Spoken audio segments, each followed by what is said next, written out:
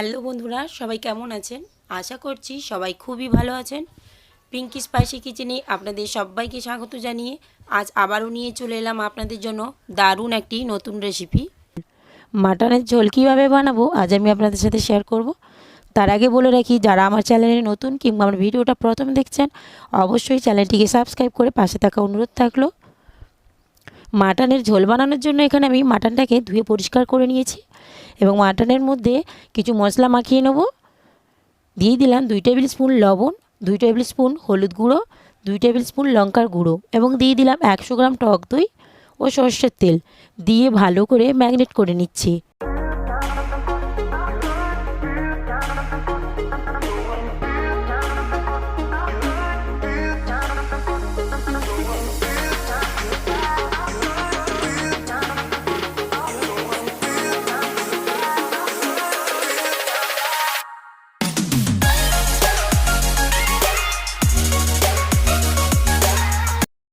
দেখুন মাটনটা ম্যারিনেট করা হয়ে গেছে। এরপর আমি আলুগুলোকে লাল লাল করে ভেজে নিলাম।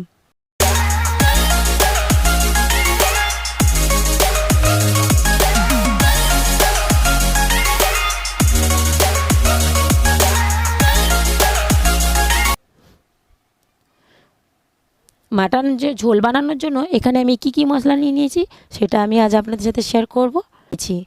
আমি এখানে টমেটো কুচি ও পেঁয়াজ কুচিটা বাদ দিয়ে সব মশলাগুলোকে একসাথে পেস্ট করে নেব।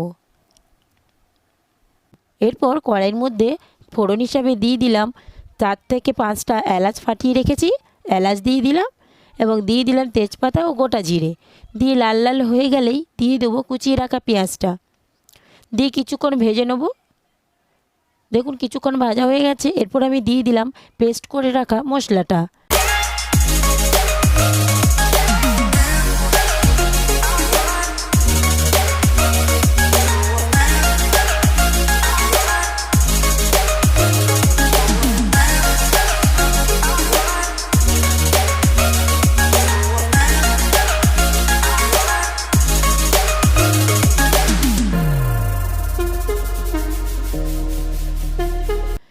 দিয়ে আবারও কিছুক্ষণ নাড়াচাড়া করে দিয়ে দিলাম 1 টেবিল স্পুন লবণ, 1 টেবিল স্পুন হলুদ গুঁড়ো এবং দিয়ে দিচ্ছি টমেটো কুচি।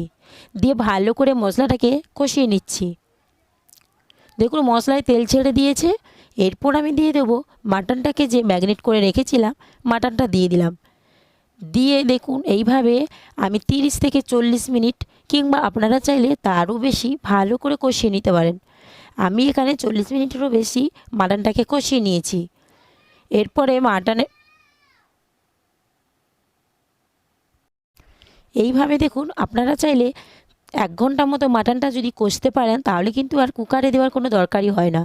আমি এখানে 40 মিনিট মতো ভালো করে মাটনটাকে কষিয়ে নিলাম।